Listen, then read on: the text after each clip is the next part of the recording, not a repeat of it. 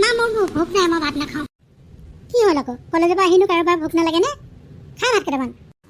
নহয় মানে কেণ্টিনত মই চিকেন চাও খালোঁ, সেইটো কাৰণে ভোক নাই, নাখাওঁ দিয়া না মই ভাত। সদায় সদায় বাহিৰা বস্তুবিলাক কিয় খাওঁ? ভাল বুলি ভাবিছ নেকি পেটৰ কাৰণে? নাখাবি আজিৰ পৰা। ঘৰৰ ভাতকেইটা সমান কি হ'ব? নহয় মা, ৰুহিহঁতে লগ ধৰিলে সেইকাৰণে গ'লোঁ আৰু সিহঁতৰ লগত। আমি চবেই মিলি চিকেন চাও খালোঁ তাতে। কৈ যাব পাৰ ৰাতিপুৱাই যাওঁতে বোলে আহি পেলাই ঘৰত ভাত নাখাওঁ। এতিয়া ইমান গৰমখনত মই ৰান্ধিলোঁ বাঢ়িলোঁ, কোনে খাব কচোন সেইবিলাক? শুন, আজিৰ পৰা যদি ভাত নাখাওঁ কলেজৰ পৰা আহি মোক ৰাতিপুৱাই কৈ যাবি। মই এনেই ৰান্ধি পেলাই কষ্ট নকৰোঁ আৰু, বুজিছ? হ'ব মা, খং নকৰিবাচোন। যা, তেল মাৰিব নাহিবি। দেউতাৰো তেল মাৰগৈ যা। ইমান ভাগৰ লাগিছে, মই খং কৰি অকণমান। ইমান দেৰি হ'ল, বাবাও আহি পোৱা নাই দেখোন।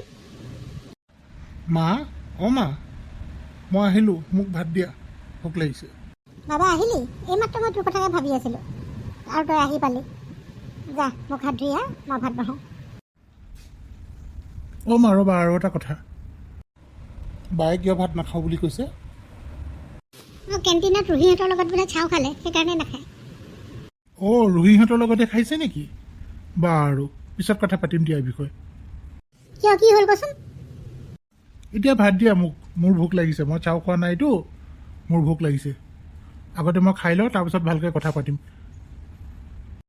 জানো এই ল'ৰাটোৱে কি কয়, ভালকৈ খুলিও নকয়, এনেই টেনশ্যন দিয়ে মানে। ল'ৰাটো ভোকে ভাগৰে একেবাৰে লেবেজান হৈ আহিছে, তাকে ভালকৈ ভাতকেইটা দিওঁ আৰু, তাইতো নাখালেই। অঁ ভাইটি, অথনি মই শুই থাকোঁতে তই কৈছিলি যে তোৰ মোৰ লগত কিবা কথা আছে, কি কথা নো? নতুন কথা কি আৰু, তোক সিদিনা সুধিছিলোঁ নহয় ৰাহুলৰ কথা।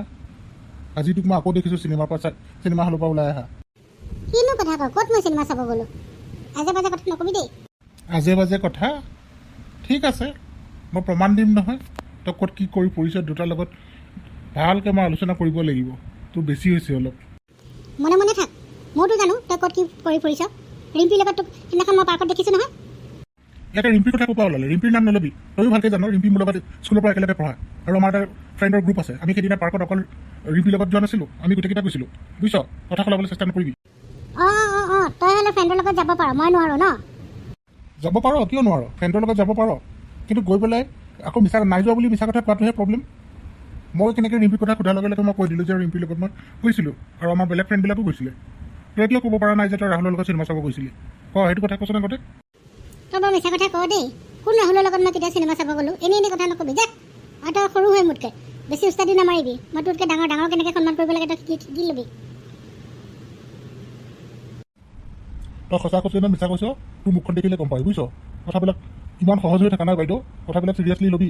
মই ৰিম্পিৰ লগত অকলে ক'ৰবাত গ'লেও মোৰ কথা মানুহে তেনেকৈ নকয়, তোক যেনেকৈ ক'ব কোনোবা ল'ৰাৰ লগত ঘূৰি ফুৰিলে। মনে মনে থাক, সৰু ল'ৰা সৰু হৈ থাকিবি, মোৰ দাদা হ'বলৈ চেষ্টা নকৰিবি। আৰু কি মানুহ সুধি কাম কৰিম নেকি? অঁ হয় নেকি? ঠিক আছে তেতিয়াহ'লে, ইয়াৰ পিছত নকবি আৰু, মই তোক একো নকওঁ, যি কৰিব লাগে মই কৰিম। অঁ ভাইটি শুন না। মোৰ আৰু একো শুনিবলৈ নাই, তোক একো ক'বলৈও নাই আৰু। ইয়াৰ লগত মানে শান্তি নাই আৰু দেই, ইমান মোৰ পিছত পৰি থাকে। ভাইটিক অলপ বেছিয়ে বেয়াকৈ ক'লোঁ নেকি? তাক অলপ মৰম চৰম কৰি মই ফুচলাই ৰাখিব লাগিছিলে, নহ'লে সঁচাকৈ দেউতাক কৈ দিব নিচিনা লাগিছে। কৈ দিলে দেখোন সাংঘাতিক কথা হ'ব। ধেৎ তেৰি, কথাটো ৰাহুলৰ লগত ডিছকাছ কৰিব লাগিব দেই।